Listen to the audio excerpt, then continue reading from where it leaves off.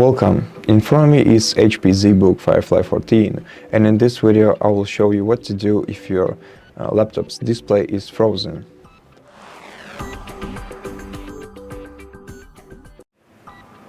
So, for example, let's pretend that this browser application is causing our device's display to freeze, and what we had to do is to open the task manager so that we can know if our device is frozen fully or partially. To open the task manager, press Ctrl, Alt, Delete buttons at the same time. You'll see a menu like that, and if you do see it, that means that your device is locked partially and you can still unfreeze your display by clicking the task manager, selecting the application that is causing your display to freeze, and then pressing End Task right here.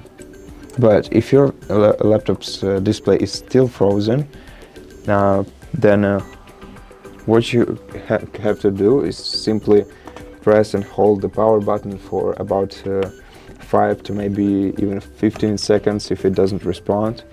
So hold it down and wait until your device turns off. Once it does, you can simply release the button and afterwards press the power button once again to turn it on.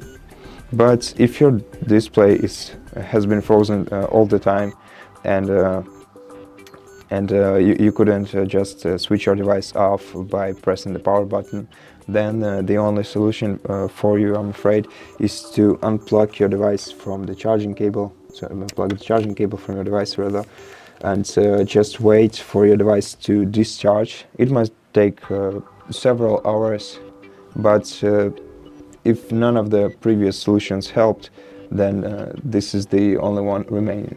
So that's all for this video. If you liked it, consider subscribing to our channel, leave us a like and a comment below, and I'll see you in the next one.